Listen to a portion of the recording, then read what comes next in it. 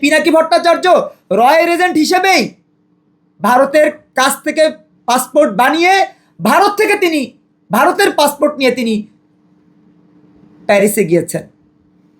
সেই পিনাকি ভট্টাচার্যের আপনারা মুরিদ, আপনারা যেই দালালের উত্তরসূরি, আপনারা সেই ইলিয়াসের মুরিদ, যে ইলিয়াস বাংলাদেশকে ওন করে না।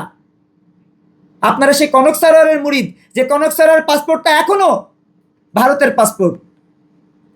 নতুন ধারা বাংলাদেশ এনডিবি স্পষ্ট করে বলতে চায়, আপনারা যদি কোনোভাবে আমাদের এই শিক্ষা প্রতিষ্ঠান, শিক্ষার্থী, শিক্ষক এই বিষয়গুলোকে নিয়ে খেলবার চিন্তা করতে থাকেন, সেই সাথে যদি এটাও ভাবেন যে সরকার পড়ে গেলেই জামাত ক্ষমতায় আসবে, তাহলে ভুল করবেন।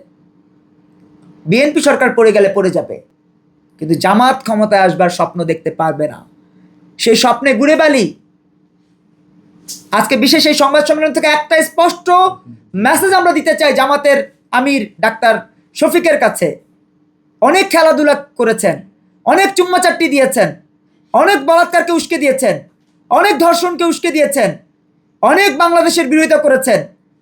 ফার্দার যদি এই কার্যক্রমগুলো আবার করেন, ওই মগবাজারের পার্টি অফিস কিন্তু উড়িয়ে দেওয়া হবে।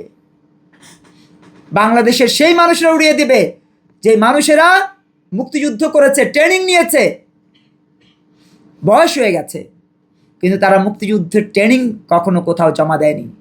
অস্ত্র জমা দিয়েছে, কিন্তু ট্রেনিং তারা জমা দেয়নি। সেই মুক্তিযোদ্ধারা কিন্তু আবার আপনাদের এই মগবাজারের যুদ্ধাপরাধীদের কার্যালয় সিলগালা মেরে দিয়ে আসবে, উড়িয়ে দিয়ে আসবে।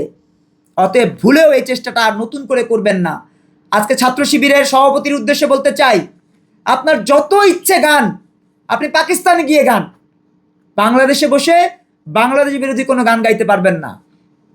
নাম রেখেছেন সাদ্দাম আর কাজ করেন দেশ বিরোধী। একজন সাদ্দাম হোসেন তো দেশপ্রেমিক ছিলেন, মিয়া আপনি তো সাদ্দাম দেশ বিরোধী। আপনি সাদ্দাম এতটা দেশ বিরোধী যে আমার দেশের গিবত আপনি পাকিস্তানে গিয়ে করেন।